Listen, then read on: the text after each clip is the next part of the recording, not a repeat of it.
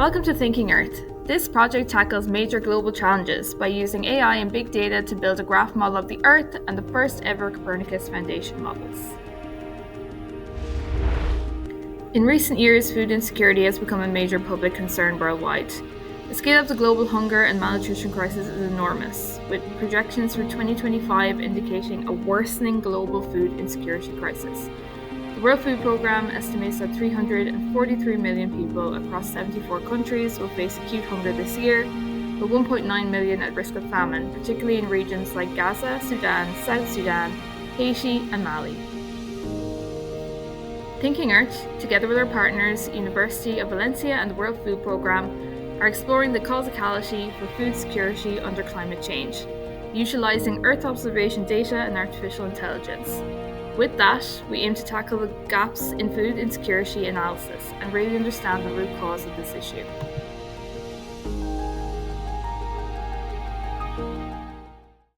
Duccio, could you introduce yourself and tell us about the World Food Programme? Hi, my name is Duccio Piovani, and I am the lead data scientist in the early warning and forecasting unit at the World Food Programme.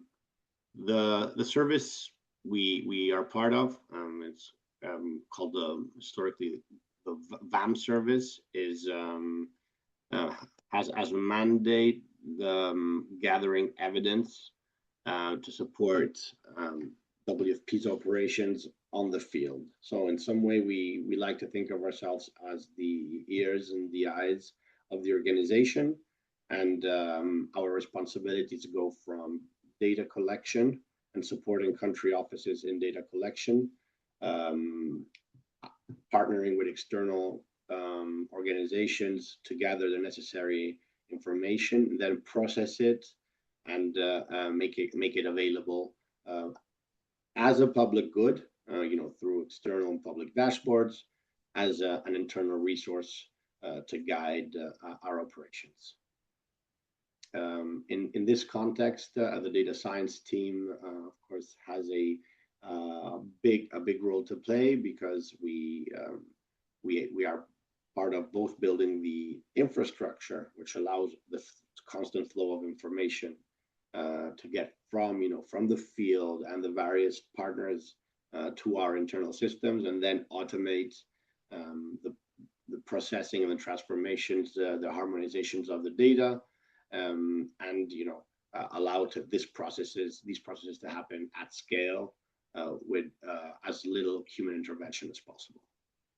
Earth observation data has come a long way, especially with systems like Sentinel-2 providing frequent, high-resolution imagery. From your perspective, how has this transformed the way the World Food Programme monitors food security risks today?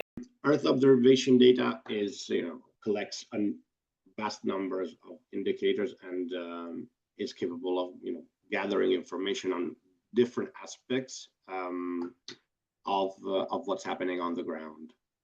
What we mostly concentrate in VAM in our service is to use Earth observation and satellite data for weather indicators, and to use it as a proxy to understand what are the weather conditions on the ground. So weather events, extreme weather events, climate in general, and are one of the main drivers of food insecurity. Of course, this the climate directly influences crop production, which influences food prices and trade, and therefore has a central role in the making food available or not to the population. While extreme weather events and natural hazards, of course, disrupt the food systems, and therefore, playing a different role as a big driver of displacement and food insecurity.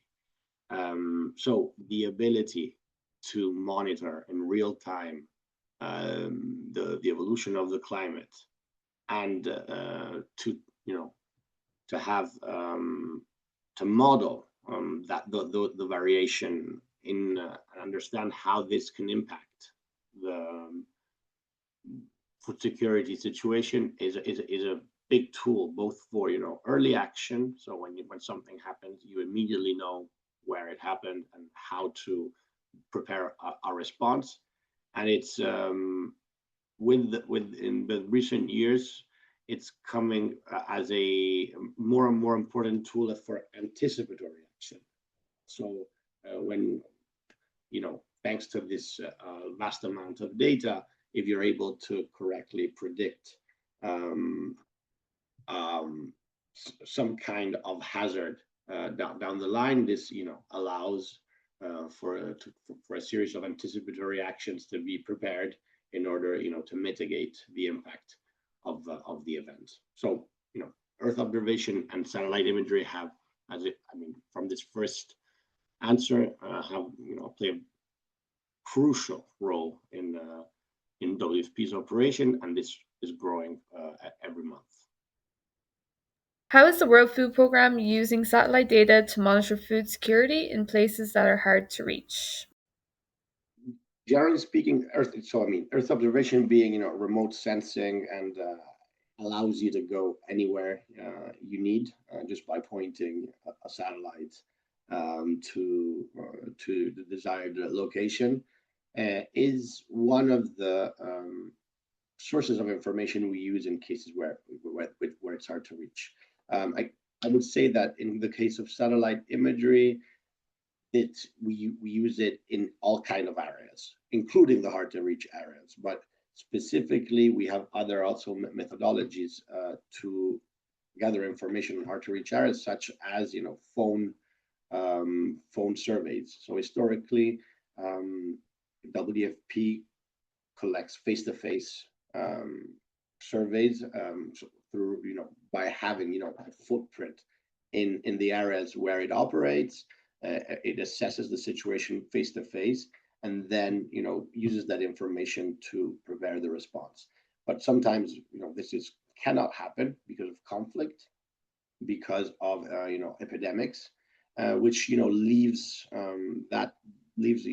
a dark area, where a gray area where we don't have any information, and we try to fill in those gaps, yes, through a program which our team is closely involved in, which is called the real-time monitoring, monitoring those areas through a constant flow of phone surveys happening every day, so that we can understand the evolution, um, in real time almost.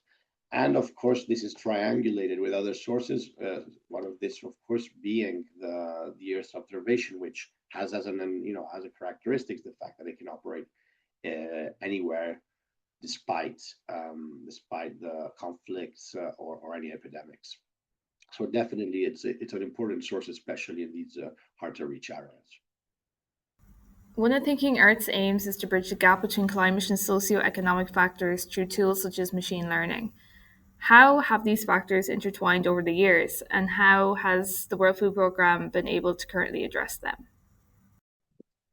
This is one of, let's say, it's a crucial aspect of our work, and generally speaking, it's one of the hardest, the one of triangulating different sources of information, which speak about different domains. So exactly. So once you have the information, I don't know, for example, the millimeters of rainfall, or if you're able to, if you have a vegetation index, which or some crop production data, how do you translate that into impact, into how that will affect the lives of the people on the ground, and how can I translate these number into food insecurity? So give us a sense on, okay, so what's the percentage of people of food insecure people? And that is it's an open question.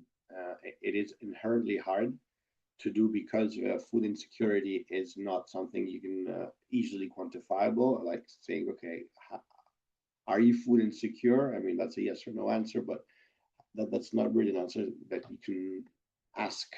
And there are different levels, right, of also food insecurity. So we are concentrating by looking at historical data and triangulating different data collection efforts, which go from IPC, so the integrated face classification, the real-time monitoring I was just mentioning, um, cross cross-checking that with food prices and rainfall levels. So let's say using all the spectrum of information we can put our hands on and feeding that into machine learning models, which are very good at spotting relations on multidimensional inputs. This is we are training algorithms and understand and also just improving our human understanding of how we can relate these. How can we go from just having an Earth observation to actually an impact and translate that into number of people in need. Do you see any gaps or challenges with the current use of Earth observation, and what would the World Food Programme like to see in the future? The gaps are always, I'd say, in all data collection efforts are very similar. Ideally, when you want information everywhere all the time at the highest quality possible. So meaning, you know, space, you want like very high resolutions at different frequency bands. So not only optical bands, but radar, infrared, and you want that to happen. To have very frequent updates, so that not every 10 days, but maybe every minute, and at the highest quality possible. Of course, this is an impossible request, and therefore the current, let's say, resolution of public available Earth observation data is only allows us to go to some point, but it is not. I mean, we cannot, for example, do post-disaster assessments very easily, and it's sometimes, yeah, and the update frequencies sometimes are not fast enough for those kind of tasks. And of course, also there's the fact that if you need a specific information on a specific day and there's a cloudy day, often it's hard to get the information you need. So I think this field is specifically has witnessed a dramatic improvement in the last decades. So we've gone a long way already. But technological advancement will be also crucial to unlock other types of analysis by improving frequency and resolution.